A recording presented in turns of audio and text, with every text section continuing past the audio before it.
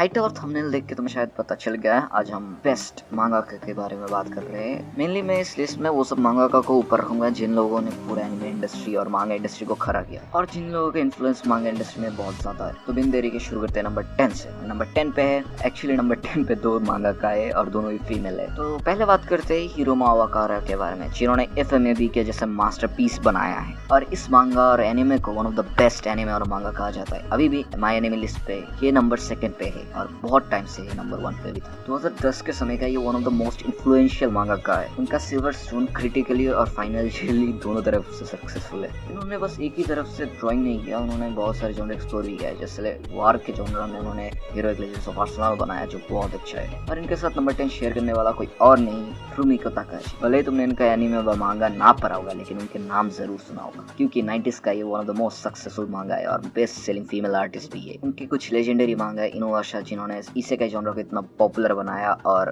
तुम्हारा जो मन का वो डार्क साइड है, इची के साथ तुम्हें जो हैरम देखने का आदत पड़ चुका है ना, उन्होंने इन्वेंट किया था हैरम जॉनर को, उनका और एक क्रिएशन रान महाफ के साथ। तो बढ़ते नंबर 9 पे, क्रिएटर ऑफ हॉरर मांगा काजुयो उमेज़ु के बाद कोई इतना बड़ा रेवोल्यूशन लाया है वो है जिंजी ईतो। उन्होंने हॉरर मांगा में एक रेवोल्यूशन ला दिया, पूरे हॉरर मांगा को रीडिफाइन किया है अपने वर्क से। उनके हर एक पेज में जो हॉरर फील होगा वो कोई और राइटर शायद कर भी नहीं पाएगा फ्यूचर में। उनके वर्क जैसे तोमाई और गियो आज भी कल्ट क्लासिक है और उनका सबसे बड़ा मास्टरपीस उजुमाकी, शायद इसका एनिमे भी आ रहा है, नारुतो उजुमाकी नहीं, ठीक है, मांगा उजुमाकी नाम से। जब आएगा तब देखा जाएगा। लेकिन अब बढ़ते आगे नारुतो उजुमाकी के ऊपर, मतलब मसाशी किशिमोटो जो नारुतो का राइटर है वो नंबर 8 पे है। मसाशी किशिमोटो अपने नारुतो से जो कल्चरल इम्पैक्ट किया है वो आज भी देख सकते हो तुम। आज के जो न्यू जनरेशन के मांगाका है लगभग उनसे इंस्पायर्ड है सब। एनिमे को जिस एनिमे ने मेन स्ट्रीम बनाया है वो है नारुतो, और नारुतो के लिए आज इतना बड़ा फैन बेस है एनिमे। जो भी नंबर 8 पे मैंने एक और राइटर को रखा है जो है बोरोसन, फिस्ट ऑफ नॉर्थ स्टार के राइटर, और इन्होंने इस सीनन जॉनर को पुश दिया जो आज भी तुम देख सकते हो। बोरोसन ने बजर के राइटर केंतारो मिउरा और जोजो के राइटर हिरोशी आराकी को इंस्पायर किया है। उनका कल्चरल इम्पैक्ट तुम इस बात से देख सकते हो, फिस्ट ऑफ नॉर्थ स्टार बहुत पहले खत्म हो गया लेकिन फिर भी 100 मिलियन मांगा सेल किया है पूरा वर्ल्ड वाइड। फिर और नंबर 7 पे और कोई नहीं, उनका ही सक्सेसर हिरोहिको आराकी जो है जोजो का राइटर। और जोजो कितना बड़ा मीम मटेरियल है मुझे बताने की जरूरत नहीं है, और एनिमे को इतना बड़ा पॉपुलर बनाने का बहुत बड़ा क्रेडिट इनको भी जाता है। उनका आर्ट स्टाइल पॉल गॉगिन के आर्ट स्टाइल से बहुत मिलता है, क्योंकि पॉल गॉगिन का वो बहुत बड़ा फैन है। और एनिमे में जो टैक्टिकल वॉरफेयर है इन्होंने इन्वेंट किया है और इसकी बदौलत इंटर बाद में जाके इसको पूरा मेन स्ट्रीम कर दिया। और जापान में हिरोशी आराकी एक कल्चरल आइकॉन है। वेस्ट में भी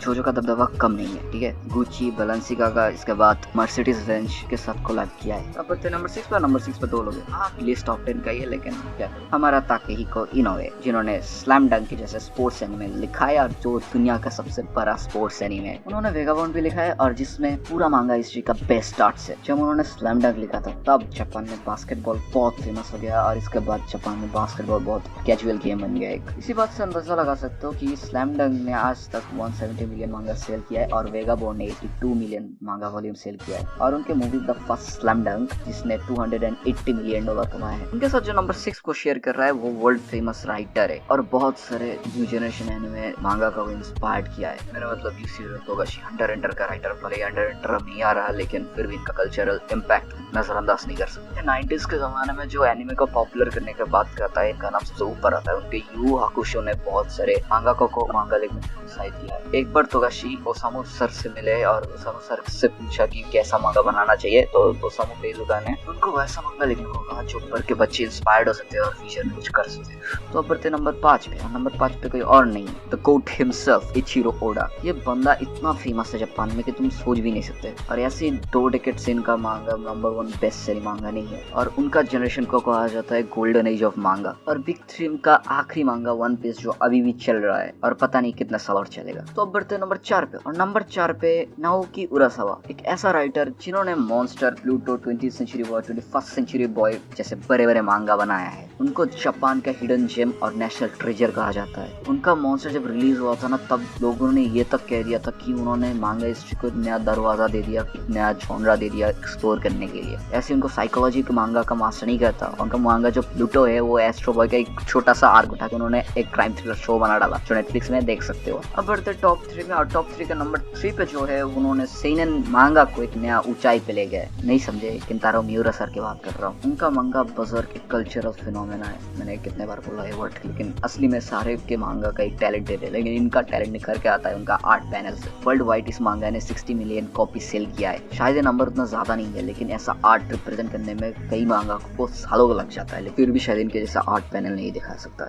लेकिन सैडली 2021 का इनका वफात हो गया और ये मांगा अभी भी आ रहा है कि उनका असिस्टेंट बना रहा है, लेकिन फिर भी एंतारो मिरासा इज अ लेजेंड। तो बढ़ते नंबर 2 पे, और नंबर 2 पे और कोई नहीं, godfather of shonen anime and the architect and a pioneer of a new generation, Akira Toriyama। Sadly इसी साल के इसी महीने का 1 मार्च वो गुजर गए और इसका शो पूरा फैंडम बना रहा है, लेकिन फिर भी उन्होंने जो पीछे छोड़ के गए अपना ग्रेटेस्ट क्रिएशन और हमारा चाइल्डहुड का greatest part dragon ball. Tito को उन्होंने शायद सही कहा, as long as the work exist the author is not dead. तो thank you Toriyama sir for making great memory of my childhood. अब बढ़ते नंबर 1 पे, और नंबर 1 पे एक और legendary artist, the godfather of मांगा एंड एनिमे, ओसामू तेजुका। उन्होंने अकीरा टोरियामा को भी इंस्पायर किया और ना जाने कितने सारे राइटर्स को इंस्पायर किया। अगर ये बंदा नहीं होता तो शायद अकीरा टोरियामा जो बड़े बड़े राइटर्स है वो भी नहीं होता। तुम इनको इस जनरेशन का अकीरा टोरियामा समझ सकते हो। खुद अकीरा टोरियामा, युशिरो तोगाशी, इनके जैसे और भी ना जाने कितने राइटर्स इनका मेंटर है। उनके work astro boy, Dororo, the phoenix, वो Kimba the white lion and the black jack, ये सब उनके मास्टरपीस है। किम्बा द व्हाइट लाइन से आज का डिज्नी का जो द लायन किंग है वो भी इंस्पायर्ड है। उन्होंने बहुत सारे आर्टिस्ट को इनकरेज किया है और मांगा इंडस्ट्री को इतना बड़ा बनाया है। जो भी आज के लिए इतना ही। मैं मेनली ये वीडियो बनाने वाला था अकीरा टोरियामा के लिए, लेकिन मैंने सोचा इनके जैसे और भी लेजेंड्स हैं जिनके बारे में तुम्हें जानना चाहिए प्लीज। तो या तक वीडियो अच्छा लगे तो प्लीज लाइक शेयर कमेंट करो और शेयर कर दो वीडियो को। तो मैं मिलूंगा अगले वीडियो में, तब तक के लिए टाटा बाय, सी यू।